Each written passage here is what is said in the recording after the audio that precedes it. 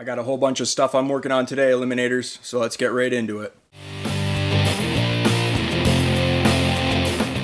Yeah, so today's super busy. I got a whole bunch of stuff lined up, so I'm just going to be taking some shots of what I'm working on here and there, and then I'll put it all together as a little video at the end. It's not going to be anything like I normally film. This is just kind of be like a little update video, little, midweek kind of video, and then things should go back to normal. Next week, I got a little ATV video, that little DS90 that I'm going to be working on, so I'll get that edited up for next weekend. But this video, like I said, it's just going to be a little quick one because I am super busy. So let's get right into it. Well, I got some mowers here for sale. I got another mower here, needs a little weld on the deck for the chute. That snowblower's got to be sold. Then coming over here, I got this thing, snap connecting rod, got to part that out. I got this lawnmower here, needs to be fixed, plus one in the garage right now. Then I got two Cub Cadets here and a Yardworks. They got to be all serviced. They have to be power washed, carb cleans, oil changes. Got a couple still weed eaters here. This one here needs a pull start cable. This one here needs a carb clean or a tune-up adjustment. I got this one here. It runs, but it runs rough, so I got to do a carb clean on that, and then I can sell that one. I got a rototiller here buddy brought, and that's got a seized engine, so he wants me to find him an engine.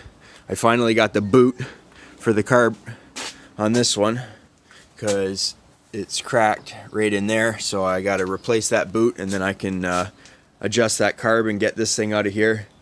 This mower here, I'm waiting on a governor arm for right in there. So we got all kinds of stuff. Busy, busy, busy. Well, this is the aftermath of today. We have two Cub Cadets fully serviced, oil changes, undercoatings, blade sharpens, spark plugs, air filters. Didn't do a carb clean on that one. Had to do a carb clean on that Honda. Did oil change, blade sharpen, undercoating on this one, air filter, spark plug, carb clean, oil change, deck clean and undercoat, and a blade sharpen on that one as well.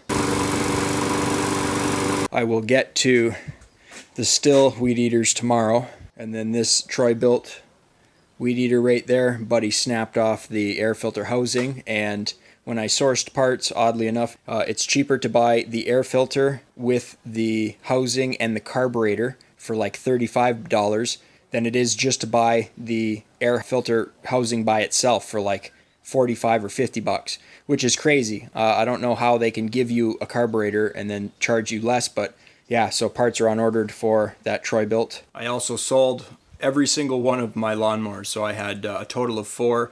The 3 that you guys saw, my buddy blew up his lawn boy, just totally exploded the engine on it, and basically he came over and we did a trade-in, so we gave him like 20 bucks off and hooked him up a deal on that black one. I think it was like a Poulan. Then a guy called and he needed a mower, and he came and got the Yardworks, that yellow and green one, so I sold that one.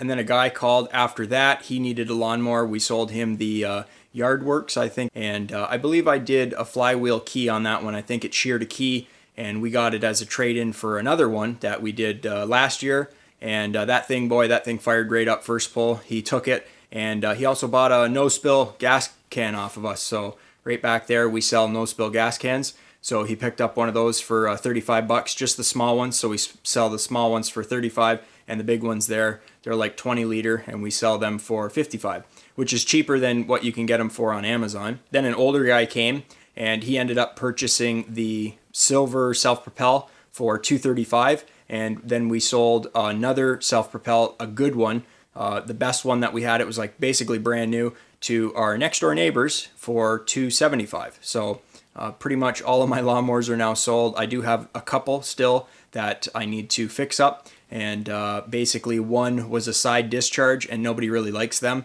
so we're converting it to a mulcher. So basically we're just gonna weld up the holes where the little chute goes, and then we're gonna re-drill a hole for one of those plastic caps that goes over the side. And once that's done, we'll be able to sell that one. That thing is already tuned up, ready to go, fires up first pull. And then I have another one that I just got on a trade-in a few days ago when I sold an older lawnmower. And that one, it runs rough, it idles real rough, so I'm going to have to do a carb clean. And it also has basically like a hose clamp holding the wire that engages and disengages your blade. So essentially, when you go to pull it, sometimes it binds up and that can snap a cable, which sucks, you know, so I don't want to have to do that and snap a cable. So I will get the proper plastic mount for that, and that might be like 15 bucks. But, you know, this is the thing when you're buying and selling them. You get a trade-in mower, so if I'm selling a lawnmower for 125 bucks, somebody brings me a mower, I give them like 25 bucks off. I still make money even though I'm selling a lawnmower for 100, and then, you know, I got 25 bucks basically into there. But, you know, if the mower that I got that I'd sold for 100 I got it for free, then essentially that $25 it's still profit, you know. It just kind of comes out of thin air. So now it's like I get a trade-in for free. So all of this stuff, it's all been done. And for this week, I think we did like $1,383 for the week, and it's only Monday. Crazy. So I'm doing an engine swap on a little John Deere Rototiller. Guy blew up this engine, and we just bought that for 50 bucks. So I got the carburetor off of it. I got to rig up this air filter housing onto this carburetor, which I'm going to clean that and then get it up here onto this one. We got a new spark plug on this. We took the fuel tank from this one and we're putting it onto this one. So I've got that cleaned out. I just washed it out with some spray nine, and the guy blew this engine up. It's seized, and if you want to know why, it's because there was no air filter in it. So all of this in here, look at all of this. That's all dirt and maybe what's left of an air filter. The rest of it probably got sucked inside of that engine. So there's your reason why it blew up, and basically we're just kind of switching parts over that we have so that we can get this back onto the machine and get the guy back up and operational. We also took the pulley from this one and put it onto there. So when we went to buy this engine, we took a set of vernier calipers, digital calipers. We measured the shaft length and diameter. So that's it. So I'm just working on this rototiller here. We did an engine swap on it, carb clean. I pressure tested it. The carb sealed up. We had this thing sitting here for about 3 days and it never leaked any fuel. Then all of a sudden it started leaking fuel. This carb's been rebuilt, and I believe I put a fresh seat in, and I would have pressure tested it, or else the carb wouldn't have went on the machine. So either that or the float is stuck, because when I go to turn this fuel valve on, you guys can see fuel's just coming out of the overflow there, which is a little hole on the back side of that carburetor. So I think it is maybe a case of the fuel float getting stuck on the down position, which means the float is getting hung up on the main tube that goes down inside of the carburetor. And if that's the case, a lot of times that's an easy fix. I can take a file to the edge, but I got to take the carb back apart, and I can test that by just taking a little rubber mallet and tapping around here just to see if I can free up that float. And then I'll turn the fuel valve on, and if I don't have fuel shooting out of that overflow immediately, then I'll know that it was a case of a stuck float. Just an interesting little thing here, but I'm going to pull the carb off anyways just to further diagnose the issue. I'm going to bench test this, and I'm going to try to move the carburetor on the bench with some fuel in a fuel line just to see if I can kind of recreate this problem. Okay, so I got the carb on the workbench, and I've used my tried and tested fuel pressure tester to test the needle valve up against the rubber seat, and I did put a fresh rubber seat in there, and it pressure tested. So I'm like, why the heck is it leaking? And I've found the problem. I'm gonna see if you guys can hear this. I'm gonna try and be quiet. There's fuel inside of this float. So I would have tested this float. I always test my floats, and I would have put it probably into my ultrasonic cleaner with fluid in there, and then I just hold them down and I see if they come back up. Now, a lot of times on these metal floats, you'll have brazing, which is how they put the two ends together, and there will be a little pinhole, and over time that'll fill with fuel. So like I said, we had this thing sitting outside for a couple days. My customer said, oh, I'll come and pick it up, I don't know, Friday or something. and we finished this on Tuesday, I believe. So this thing was sitting, and it was holding fuel. We didn't even have a shutoff valve on it at that point. So this thing was, you know, pretty fine. And then over time, this float just filled up with some fuel, and to the point where it is now. And then what happens is inside of your carburetor, because that float is now heavier, it sinks and it opens up your needle valve to let fuel into your carburetor when it's not supposed to be, and it overflows your carburetor. So this is the issue. So I'm going to go into my parts tray, and I'll either put a used one that does float, that doesn't have any pinholes, or I'll just put a new plastic one maybe, or I don't know, I might have newer replacement ones that are metal. That's the issue right there. It's a float that does not float. Okay, so a little pro tip.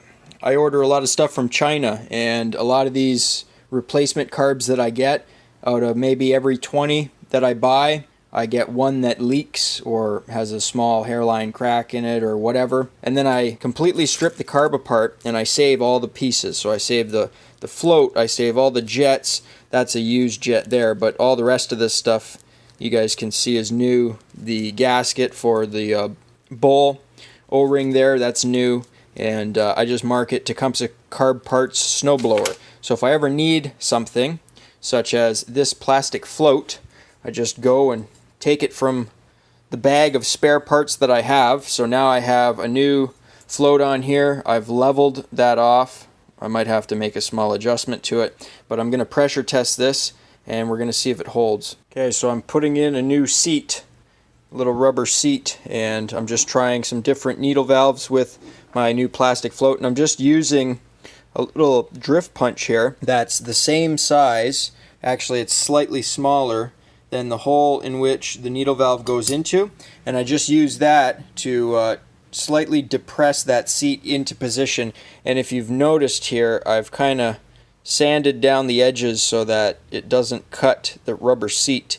So I've just taken some sandpaper just to clean up the little sharp edge on there, and then I'm going to try a metal needle valve, and then I'll try a rubber tipped needle valve with my new plastic float, just to see what I can do to seal this thing up a little better. Okay, and this is what we want right here. So I got my new float on, I have a new rubber seat in, and a metal needle, and we are holding just under 5 psi.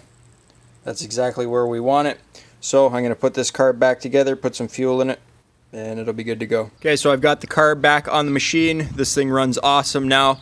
I put a new shutoff valve on it because the other one that we had was leaking, and this carburetor is completely dry on the outside. It is not leaking, so our new float and our new needle jet with rubber seat is working as it should. It was just an issue of sinking float, which, you know, that happens from time to time, and I wouldn't have known if this machine went out right away. It kind of was a hairline crack, so it took time for that float to fill up with fuel, and then again, like I said, that weighs it down and opens up your needle valve and floods the carburetor. So this thing is working as it should now, and I'm going to send it off to my customer.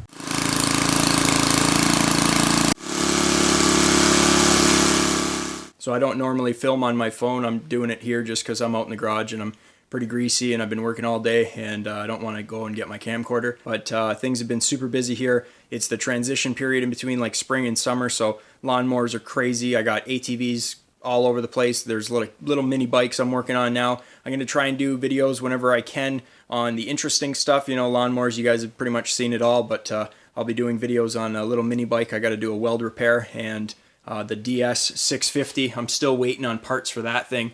So I don't know. I ordered a carb kit like a month ago and I still haven't got it in. And I'm, you know, still demonetized. YouTube was saying originally it was going to take 1 to 2 weeks. That was after February when they demonetized our channel, because at that point we had less than 1,000 subscribers. We have over 1,300 now, which is awesome. So I want to thank you guys, you know, for subscribing and watching all my videos. I've got something like a million minutes of watch time in the past year, so 365 days. And in just the past 90 days alone, we have 605,000 minutes of watch time. So pretty much in the past 3 months, my channel is blowing up and Thanks a lot, guys. I really appreciate it. I try to make videos whenever I can. I don't make a lot of money off of this stuff. I just do it because I like doing it and I have fun doing it. So again, you know, leaving me a thumbs up, it really helps me out. Share the videos, and anything you find interesting, let me know in the comments down below. But that's it for today's video, guys. If you guys enjoyed the video, think about leaving me a thumbs up. You know, it really helps me out. You can click here to subscribe, and you can click over here to watch one of my previous videos. And as always, guys, thanks for watching.